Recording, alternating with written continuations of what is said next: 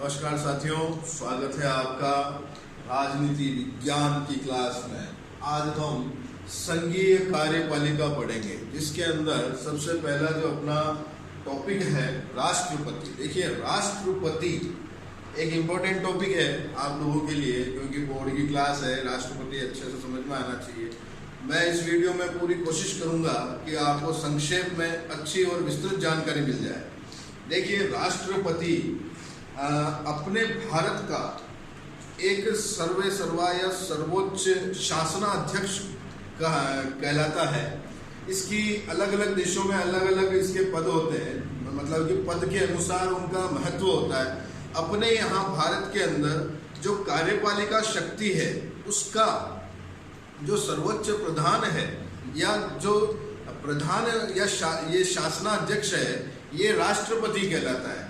चूंकि अपने भारत में गणतंत्र व्यवस्था है, तो गणतंत्र व्यवस्था के अंतर्गत ये होता है कि देश का जो सर्वोच्च प्रधान होता है या शासनाध्यक्ष होता है, वो चुना जाता है। तो यहाँ जब चुना शब्द आ गया, यानी उसे इलेक्ट किया जाता है, तो ये शब्द यही कहलाता है, ये शब्द यही दर्शाता है कि ये गणतंत्र व्यवस्था है। ठीक है, तो अपने यहाँ भी भारत में भी राष्ट्रपति का चुनाव होता है, इसलिए भारत गणतंत्र कहलाता है।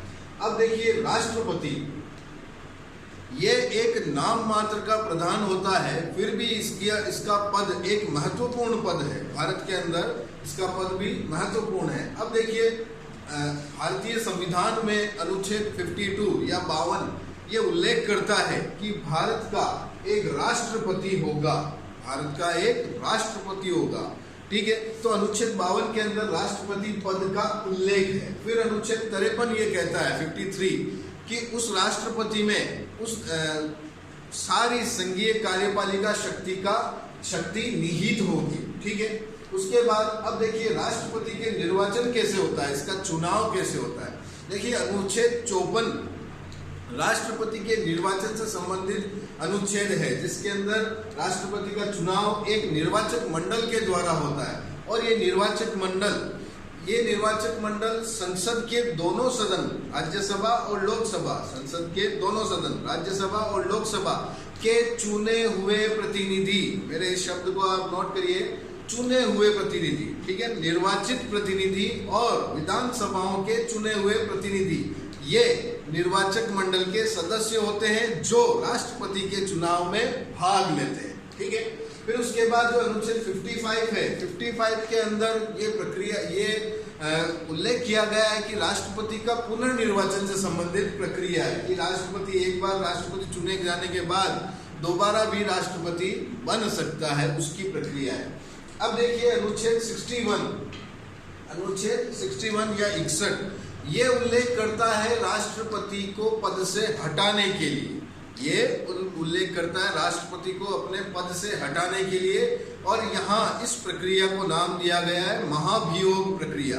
यदि राष्ट्रपति संविधान का उल्लंघन करता है या कुछ ऐसे अपने दायित्वों से मुंह मोड़ता है या किसी तरह का ऐसा कार्य करता है जिससे कि ये निश्चित हो जाता है सांसदों को कि वह अब इस पद के योग्य नहीं है, तब इसके लिए वह संसद के किसी भी सदन में, राज्यसभा हो या लोकसभा, उसके अंदर एक प्रस्ताव पेश करती है जो महाभियोग प्रस्ताव कहलाता है। उसी के आधार पर इसको अपने पद से हटाया जाता है। ठीक है, अब देखिए इसकी योग्यताएं, राष्ट्रपति पद के लिए योग्यताएं क्या होनी चाहिए। सबसे बड़ी योग्यता तो यह है कि वह भारत का नागरिक होना चाहिए।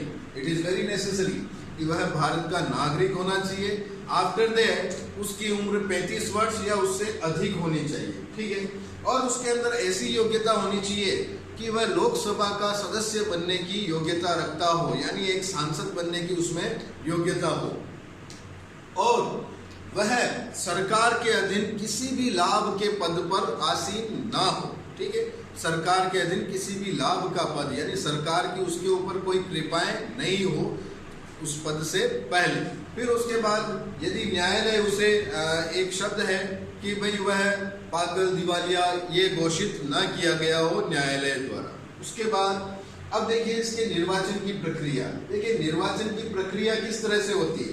राष्ट्रपति का जो निर्वाचन होता है ये गुप्त मतदान द्वारा होता है। गुप्त मतदान द्वारा होता है, अप्रत्यक्ष विधि द्वारा होता है। और इसके लिए ये जो मैंने एक पूरी लाइन लिख रखी है, आप इसको याद कर लीजिए कि राष्ट्रपति का चुनाव गुप्त मतदान द्वारा आनुपातिक प्रतिनिधित्व की एकल संक्रमणीय मत पद्धति के द्वारा होता है। राष्ट्रपति का मतदान गुप्त मतदान द्वारा आनुपातिक प्रतिनिधित्व की एकल संक्रमणीय पद्धति के द्वारा होता है, जिसके अंदर क्या होता है कि विधानसभा के भी सदस्य भाग लेते हैं और संसद के सदस्य भी भाग लेते हैं। अब विधानसभा के सदस्य यानी विधायक, इनका अलग मतभार निकाला जाता है, सांसदों का अलग मतभार निकाला जाता है। और उस मतभार को निकालने के लिए मैंने यहाँ सामने आपके सूत्र लिख रखे हैं। इन सूत्रों को आप अपने मस्तिष्क में बिठाइए, याद करिए इसे कि जैसे विधायक का मत मूल्य निकालना हो तो उस राज्य की संपूर्ण जनसंख्या के अंदर उस राज्य के विधानमंडल के जितने भी विधायक हैं, जो चुने हुए हैं, विधायक चुने हुए यानी निर्वाचित सदस्य हैं, उनका भाग दिया जाता है और 1000 का भी, और इसके अंदर 1000 का भाग दे दिया जाता है। आप इस सूत्र को देख लीजिए। फिर सांसद का मत मूल्य निकालने के लिए जो राज्य विधायिका के सदस्यों के कुल मत जो प्राप्त होते हैं, उसके अंदर संसद के निर्वाचित सदस्य यानी सांसद जो होते हैं, निर्वाचित सांसद, चाहे लोकसभा और राज्यसभा दोनों के हो, उनका भाग दिया जाता है। तो इस तरह से इन दोनों का मत भार निकाला जाता है। और उसके अंदर जब मत भार निकालने के बाद उन मतों का एक निश्चित कोटा प्राप्त होना चाहिए, यानी निश्चित मत प्राप्त होने चाहिए। फिर उसके बाद भी जैसे न्यूनतम कोटा जिसे हम कहते हैं कि इतना तो उसे प्राप्त होना चाहिए उस उम्मीदवार को, जिसके अंदर लिखा गया है कि दिए गए वैध मतों की संख्या। देखिए वैध मत यानी जो मत वोट दिए गए वो बिल्कुल उचित हो, सही हो, वो गलत ना पड़े हो, गलत मत ना हो, उनके अंदर निर्वाचित होने वाले प्रतिनिधियों की संख्या का भाग लगा दिया जाता है और एक जोड़ दिया जाता है। ठीक है, तो इस तरह से न्यूनतम कोटा प्राप्त हो जाता है। उसके आधार पर ये चुनाव राष्ट्रपति का संपन्न होता है और जीतने वाले उम्मीदवार को राष्ट्रपति का पद प्राप्त हो जाता है। अब देखिए हम राष्ट्रपति की कुछ शक्तियां और उसके कार्यों के बारे में बात कर लेते हैं। जैसे कि राष्ट्रपति की सामान्यकालीन शक्तियां क्या होती है।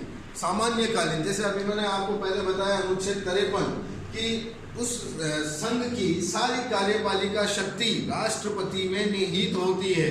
अनुच्छेद 53 कहता है कि कार्यपालिका शक्ति राष्ट्रपति में निहित होती है।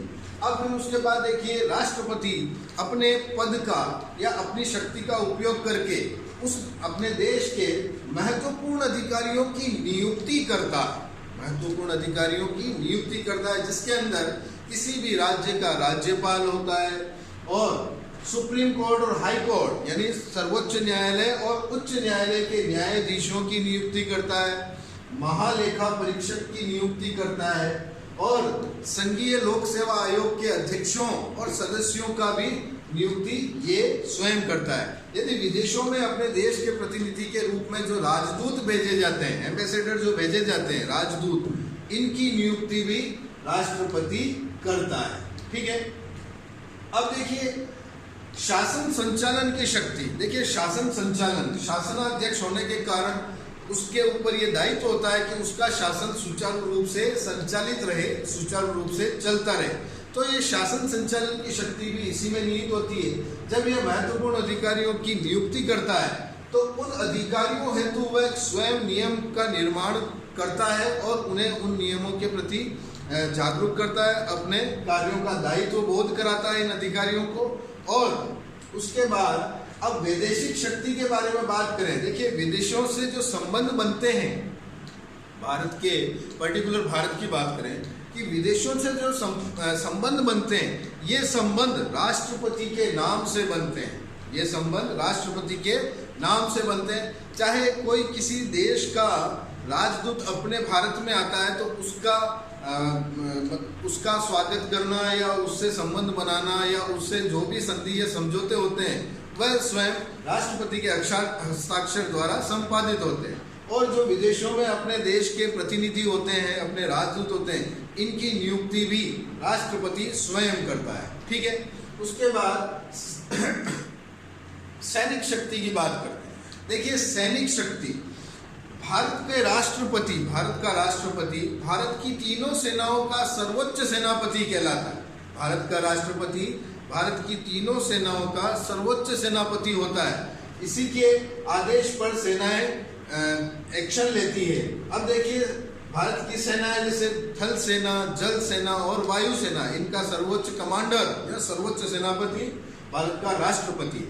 अब देखिए कुछ विधायी शक्तियों के बारे में बात करते हैं। विधायी शक्तियां जैसे कि संसद के सत्रों का अधिवेशन बुलाना और उनको समाप्त करना, अधिवेशन को बुलाना और उन्हें समाप्त करना, ये शक्ति भी राष्ट्रपति में निहित होती है।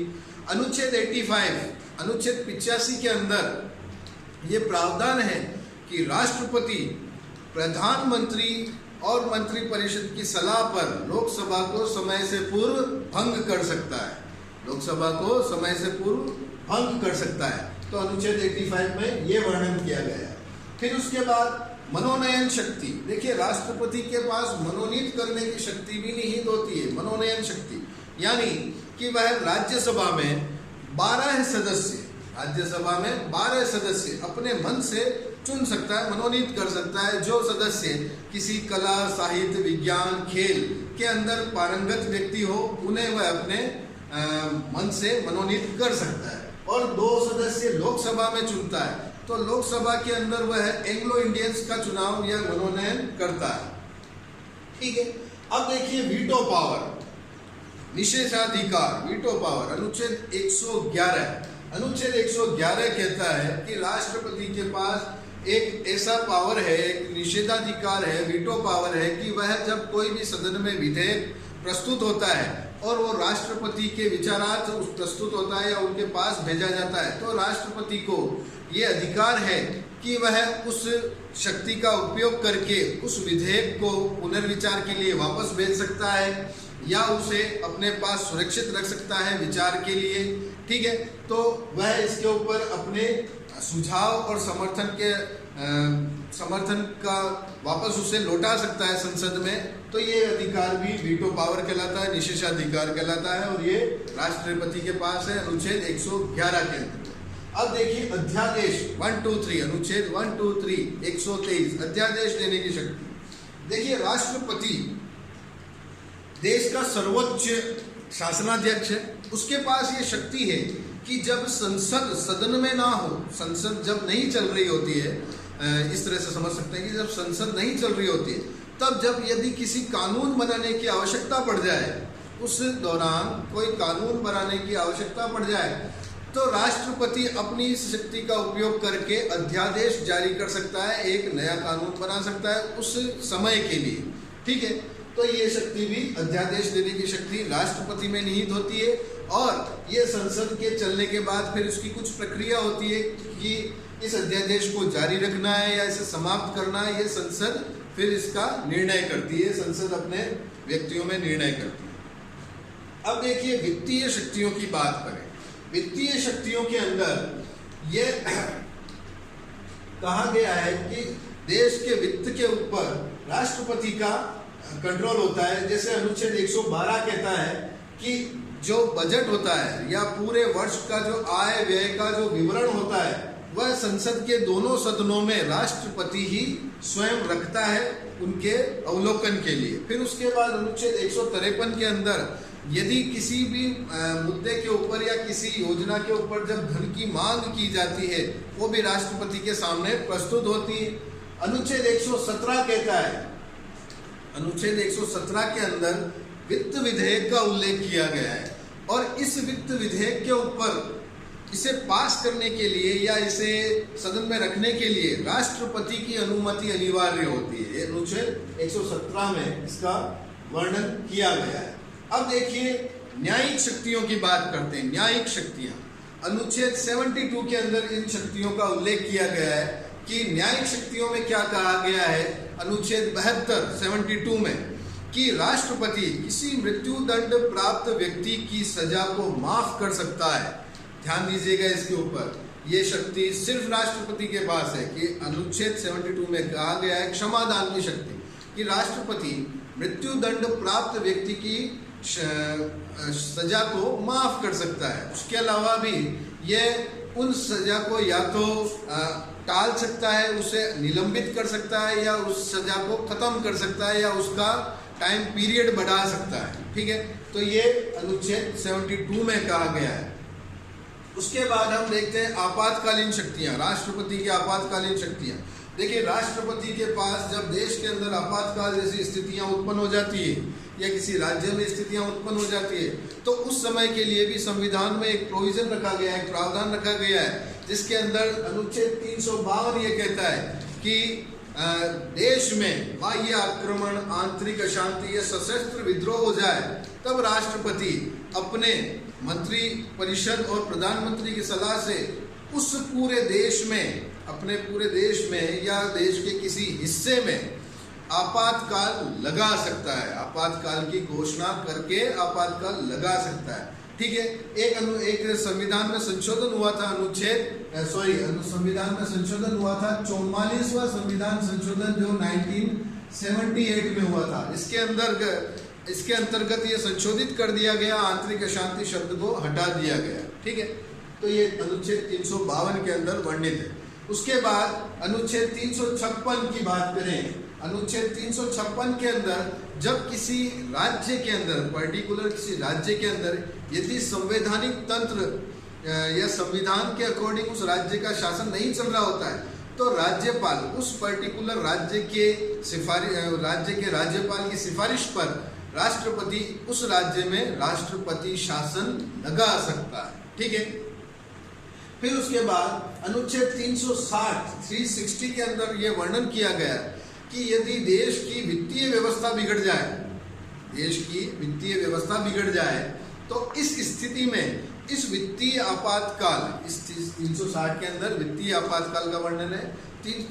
360 के अंतर्गत वो देश में वित्तीय आपातकाल लगा सकता है, जिसके अंतर्गत वह महत्वपूर्ण अधिकारियों का वेतन काट सकता है, कम कर सकता है, और देश की अर्थव्यवस्था को मजबूत बनाने के लिए अपने अनुसार नई नीतियां या योजनाएं बना सकता है।